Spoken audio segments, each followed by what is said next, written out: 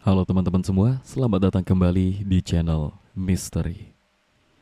Dan kali ini gue akan menceritakan cerita dari Dioseta yang berjudul Sumur Pemakan Tumbal.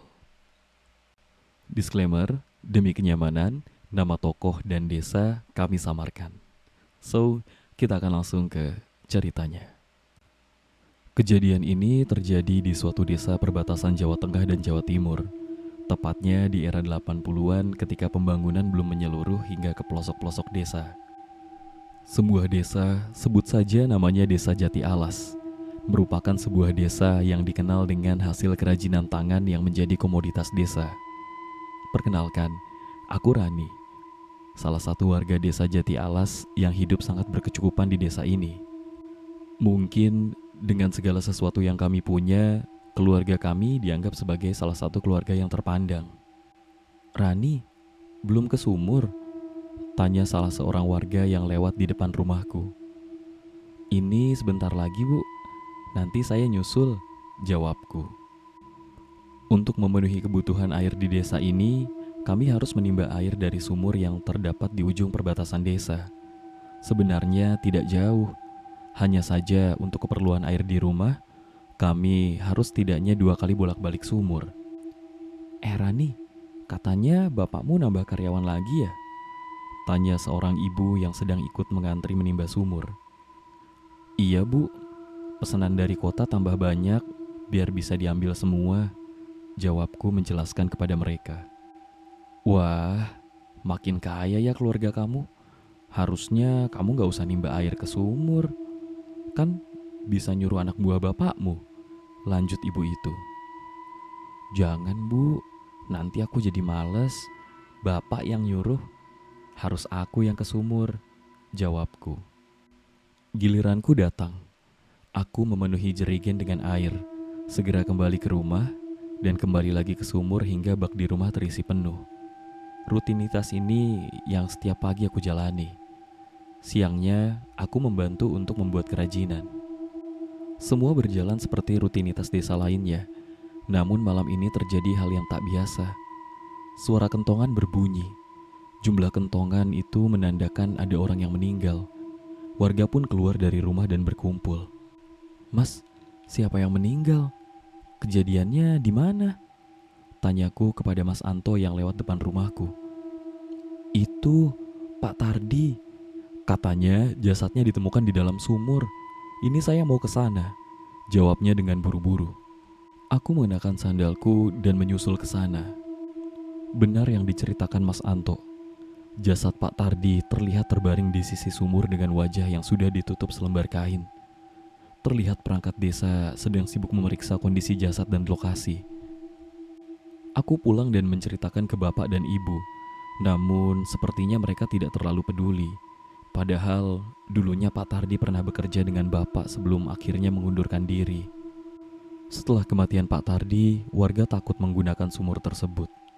Mungkin karena merasa kurang bersih juga. Dengan kondisi itu, warga mendesak perangkat desa untuk membuatkan aliran air dari PDAM. Akhirnya dalam waktu sebulan, semua itu terrealisasi dan sumur itu jarang digunakan lagi.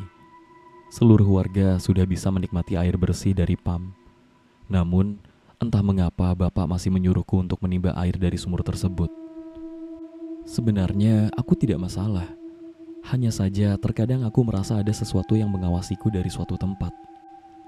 Malam ini suara kentongan kembali terdengar. Seorang anak kecil hilang seharian dan ternyata ditemukan lagi di dalam sumur. Warga kembali heboh dan menuntut untuk menutup sumur itu.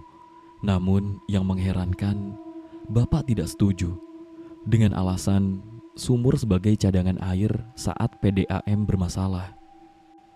Karena bapak adalah orang yang berpengaruh, warga dan perangkat desa tidak dapat berbuat apa-apa. Namun, warga sudah sama sekali tidak ada yang menggunakan sumur itu. Sudah sebulan bisnis bapak tidak berjalan dengan baik. Akhirnya, bapak memutuskan untuk memberhentikan beberapa karyawan. Hal ini terus berlanjut. Sesekali aku mendengar perbincangan bapak dan ibu di kamar. Jangan Pak, udah cukup apa yang kita punya. Ucap ibu sayup-sayup dari dalam kamar. Enggak bu, kita nggak akan bisa jatuh miskin lagi. Dari awal kita sudah siap akan resikonya. Ucap bapak dari dalam kamar.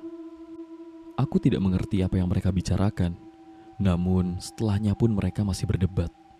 Esoknya, aku membantu membuat kerajinan bersama pekerja yang lain. Terlihat dari jauh, bapak menghampiriku dengan membawa sebuah kendi. Duk, nanti malam kamu mampir ke sumur ya. Bawa kendi ini dan isi sampai penuh. Ucap bapak dengan menyerahkan sebuah kendi tua. Untuk apa pak? Tanyaku bingung. Sudah, gak usah tanya-tanya. Ucapnya dengan raut wajah yang serius. Aku menuruti perintah bapak. Setelah langit mulai gelap, sebuah kendi tua kubawa menuju sumur. Walaupun sudah terbiasa, tapi aku merasa ada yang aneh dari semua ini. Sebuah sumur tua terlihat di hadapanku. Tidak ada penerangan selain lampu minyak yang kubawa. Sedikit demi sedikit, aku menimba sumur dan mengisi kendi tersebut. Namun, sebelum sempat penuh, tali dan emberku tersangkut. Sebuah benda ikut terbawa. Aku menariknya sekuat tenaga hingga benda itu terangkat ke atas dan terjatuh di samping sumur. Lampu minyak kudekatkan ke benda itu dan terlihat sungguh mengerikan. Jasad bayi yang sudah membusuk dengan bau menyengat tergeletak di pinggir sumur. Aku menutup mulut dan hidung menahan bau busuk yang muncul dari jasad itu. Segera kuangkat lampu minyak dan bersiap berlari meninggalkan sumur. Belum sempat berdiri, badanku tertahan dengan sosok makhluk yang muncul dari belakangku. Makhluk perempuan dengan wajah yang membusuk, dengan rambut putih yang disanggul berantakan, berdiri tepat di depan wajahku. Mau kemana, Nduk? Sekarang di sini tempatmu, ucap makhluk itu kepadaku. Aku mencoba berteriak, namun seperti tidak ada yang mendengar. Bapakmu sudah menyerahkanmu pada kami untuk ditukar dengan kekayaannya. Sekarang kamu milik kami, ucap makhluk itu. Beberapa makhluk lain muncul dari semak-semak di sekitar sumur dan bersiap menghampiriku. Enggak mungkin. Bapak enggak mungkin ngelakuin itu, bantahku dengan air mata yang mulai menetes. Di sebelahmu itu adalah jasad adikmu, dan jasad ibumu sudah lenyap terlebih dulu. Makhluk itu semakin mendekat dan mencengkramkan tangannya ke tubuhku.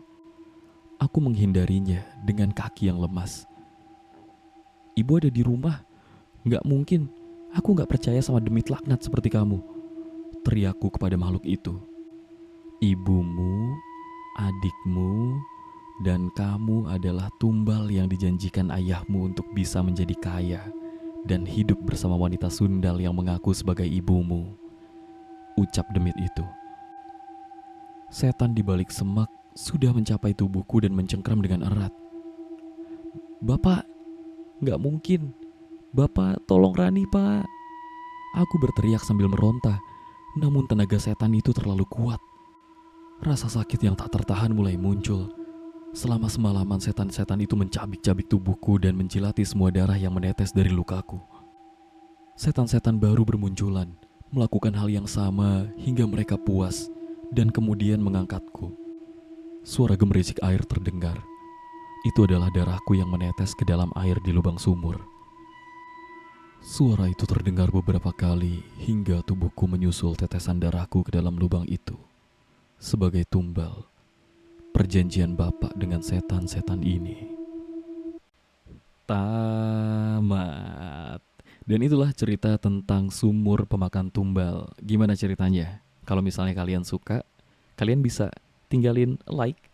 Dan kalau misalnya kalian punya kritik, saran, atau cerita-cerita horor, kalian bisa tinggalin itu di kolom komentar. So, kalau begitu, gua Aldin, sampai bertemu di cerita-cerita horor selanjutnya. Dadah.